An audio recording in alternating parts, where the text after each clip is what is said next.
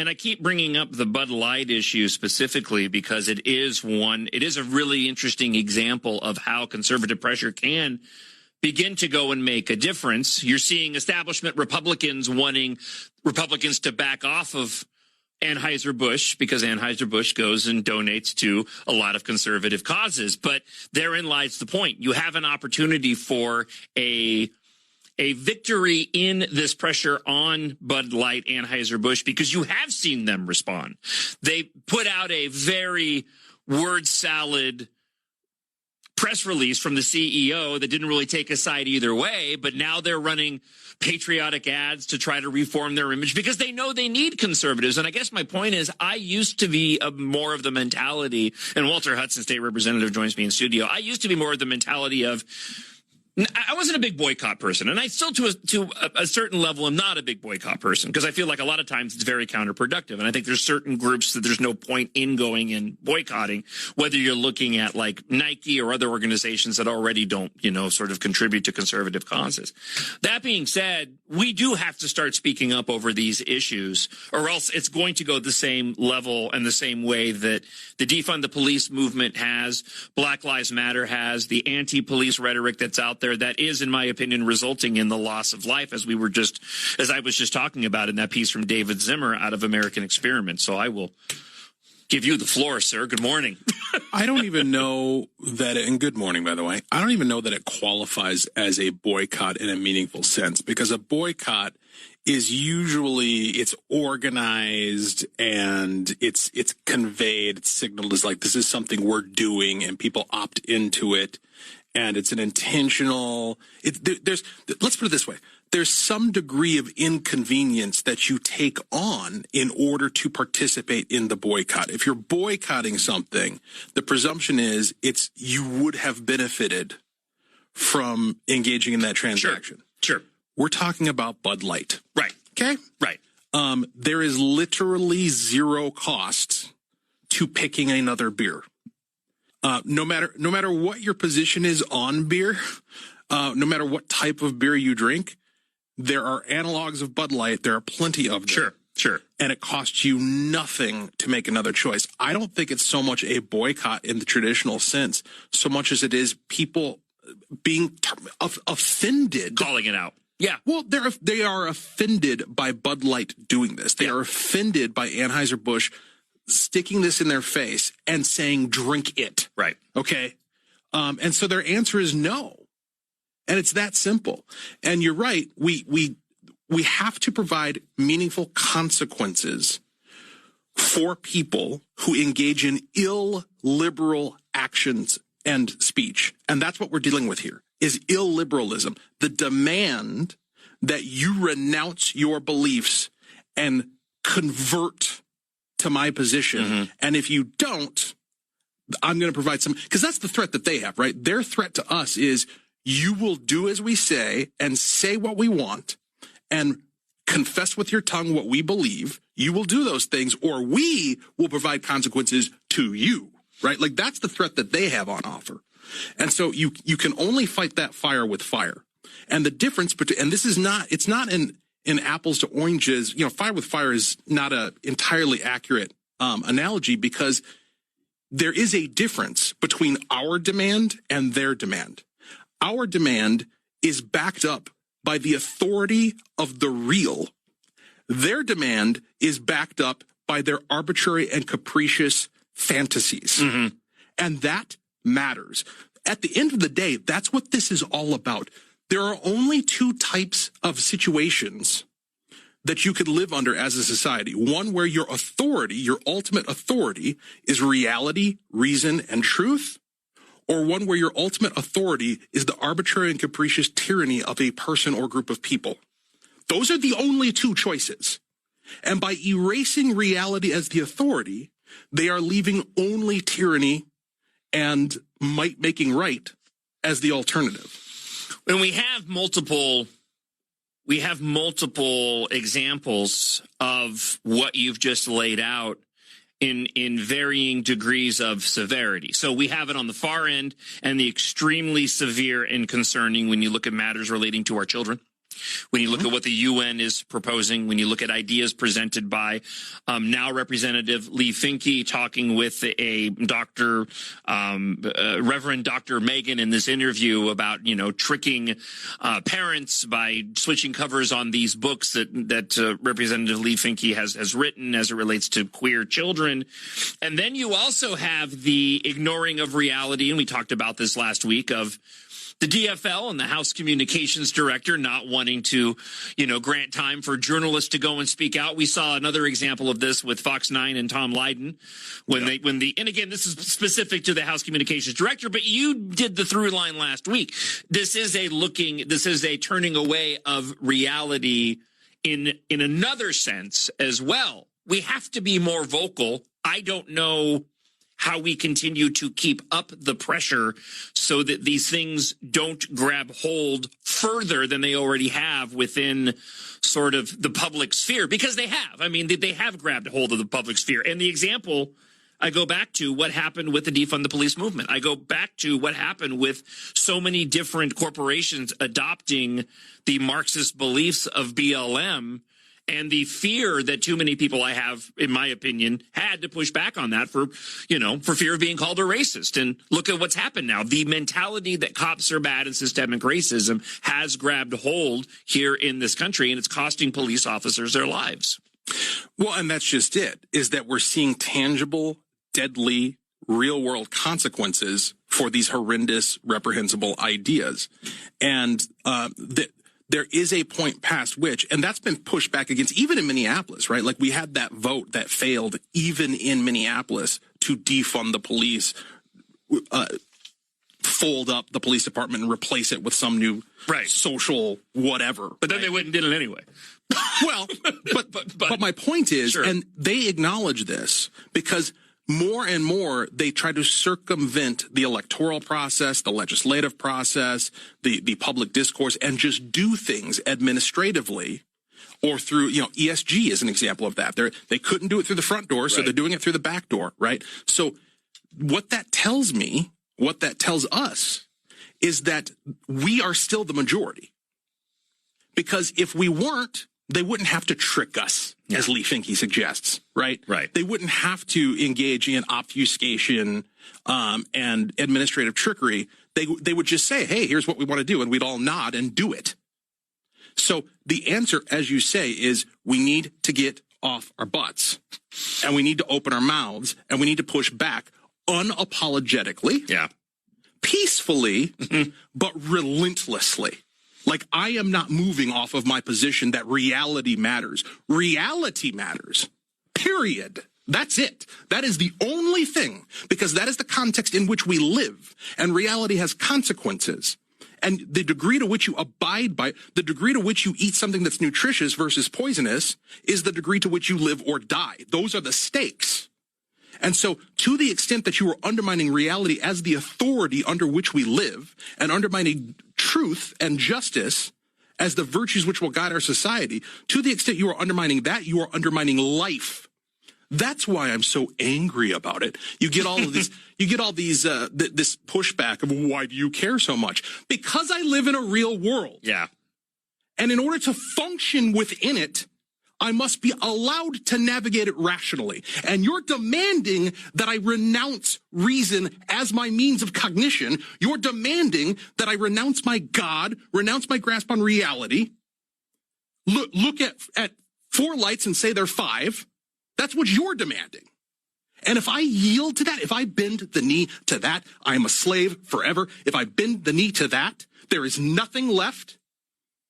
Because if reason and reality and truth are not the final authorities upon which we stand, we have nothing. It comes down to, because in that context, whoever has the political power can literally just make up anything and then enforce it. And you have nothing to come back against it with. Well, and that mentality has been, pervasive throughout this. I don't need to tell you, you're there. Throughout this entire legislative session. I mean, it trickles on down to the way these policies are being, crafted. I'm surprised. Walter, I am legitimately surprised.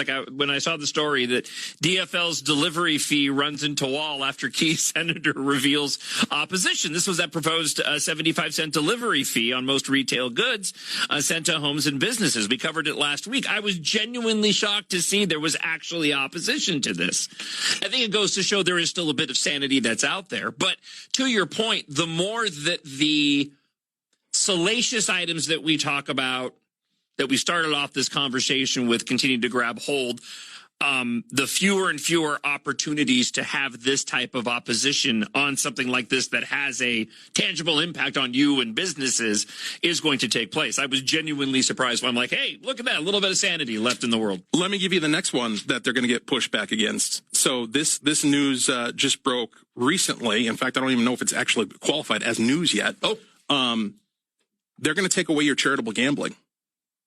Your ability to raise funds with e-pull tabs for your basketball team or your high school hockey league or whatever, your charitable organization locally, your bars, your VFWs, they're going to take that away. Why? Because the tribes told them to. Wow. The tribes told them to, so they're going to do it. They are going to hand over your capacity to organize your community for the benefit of those in need and the benefit of your kids and your institutions. They're going to take that away from you in order to hand out, in order to reward and give back to their political contributors, the tribes in Minnesota. What are they attaching this to? Is it going to be its own separate bill, or is it buried within? I'll have to get back to you on it. Okay. But it's definitely inside one of these bills. And listen, I played some role in unanimous passage of the Indian Family Preservation Act earlier this year. Okay. Because I believed it was the right thing to do. I'm engaged in an ongoing effort to learn more about the history of tribal relations in the state of Minnesota. And this is by no means a critique of tribal identity. There is a real history there that needs to be acknowledged. But there is no historical injustice argument you can craft that justifies literally taking candy from babies, which is what this is. Wow. You are taking away our capacity to raise money from our own community for the benefit of our own community in order to enrich yourself. I mean, that sounds pretty criminal to me. Yeah. And it is those things. Look, there is overreach. Obviously, there's overreach that's happening left and right. And the answer is, it's not, because you'll make the argument, you mentioned earlier, the establishment, the Don Juniors of the world. That's exactly what I was referring to, yeah. We need to go easy on Anheuser-Busch. If they do it again. Yeah, right. If they do it again. No, it is not a either or, it is a plus and. We go after all of it all the time. All the time. Because that's what they do. Yep. And when we do that, we win because, again, we stand on the authority of truth. Like we have all of the innate natural advantage. We are flowing downstream with the current of reality. They have to craft these steamboats in order to go up it, right? So the moment we actually put some effort into it, we steamroll them.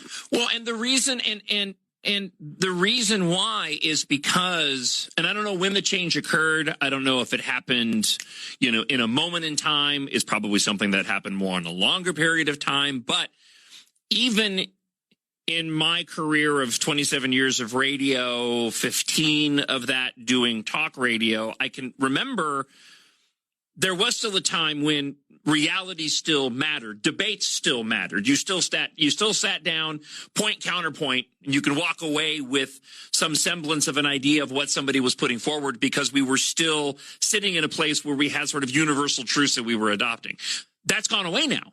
So as you've been laying out and as we've talked about on the show, when you are no longer willing to accept reality on its face, there's no point in arguing anymore. So the only recourse that's kind of left is what we're talking about. You've got to be vocal. You have got to figure out a way to lawfully Yes. push back. I want to continue to go and say that. It's like this, and I've been sitting on it. Like, for as silly as it sounds, there's this new free notification system, Woke Alerts. It informs consumers when a company promotes a radical left-wing agenda, compromising the values of traditional American consumers. For as weird as that sounds, you kind of go, yeah, that could actually be very, very beneficial, because you're going to have to start taking the fight to that level, because you're dealing with an opposition that simply refuses to even embrace reality. And how can you argue facts and figures with a person that is not going to accept those facts and figures as being truth when they just have their own truth? Yeah, I mean, the only flaw in that plan is I think it might be easier to try to just start with the assumption that they're all woke and then work your way backwards from there. True. Go ahead. But you're absolutely right. I mean, there does need to be, and look, you can't, I like Matt Walsh's take on this, on the whole boycott phenomenon.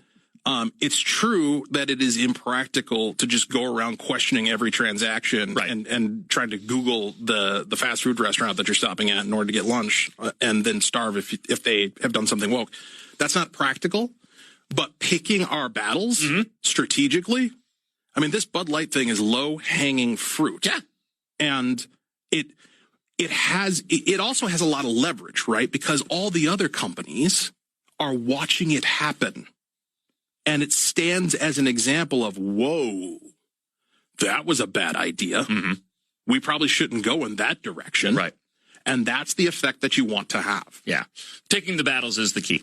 It's absolutely the key. That's why you don't bother going out. Like I mentioned before, Nike adopting sort of similar stances, okay, Nike's a lost cause.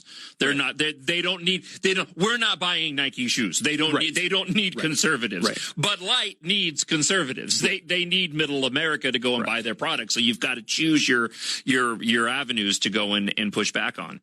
While we've got you here, let's go here. I just want to get to some details of things that are actually happening in the legislative session. Well, this is all still a part of it, because unfortunately it's affecting the mentality of so many individuals that are there. Pioneer Press lays it out this way. Democrats in control of the Minnesota House released details Monday of their plans to change tax rates, change tax rates by $3 billion, including rebates, cuts, and credits, also while generating new revenue. $1.25 billion in rebates, other reductions, some tax hikes, as they work on the state budget. So where is this at? I am seeing in here some rebates as it relates to couples and families. You're looking at $275 for a single filer, $550 for couples, $275 for each, 3 dependents. I'm assuming these are all tax breaks. We're going to tax write-offs. Is that what we're looking at here? Yeah, I haven't looked into it too deeply. What I heard was tax credits. Yeah, that's how it's being labeled in the story, tax credits. And, $200 and some odd. I think the surplus breaks down to roughly $3,000 per person. Mm-hmm.